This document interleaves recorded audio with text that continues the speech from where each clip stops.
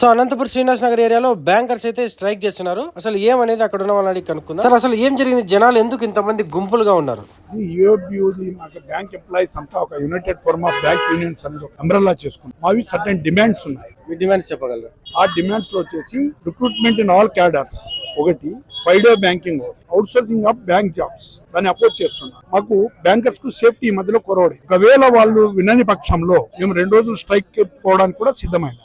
ఈ specific bank వాళ్ళేనా sir, లేక local banks? All local coordination committees దీంట్లో ఉన్నాము. ఆల్ బ్యాంక్స్, ఆల్ క్యాడర్స్ ఉన్నారు. సేఫ్టీ అంటే ఏ విధంగా? సేఫ్టీ అంటే by recruiting the security guards in the bank. Bihar లో ఒక మత్స్యగతితో మేనేజర్ ని తీసుకొని ఇర్రేషనల్ గా పొడి చేసినాడు. ఎలాగంటే సెక్యూరిటీ గార్డ్స్ ను నియమించాలా. ఇప్పుడు బ్యాంక్స్ లో సెక్యూరిటీ గార్డ్స్ ఉంటున్నారు కదా సార్? లేదు, తగ్గిపోయినారు. అదే కదా మేము డిమాండ్ చేస్తుండేది. District bank employees coordination committee ఆధ్వర్యంలో ఈఎఫ్బియు తరఫున డెమాన్స్ట్రేషన్స్ చేసాము. సిరీస్ ఆఫ్ డెమాన్స్ట్రేషన్స్ మేము కండక్ట్ చేస్తూనే ఉన్నాము. దాంట్లో ఇవాళ 4th ఫేజ్ తో ఇది కండక్ట్ చేసాం అన్నమాట. బ్యాంకర్ సేఫ్టీ వచ్చేసరికి పొడవలతో, కర్రలతో కొంతమంది మ్యాన్ హ్యాండ్లింగ్ కూడా చేస్తున్నారు.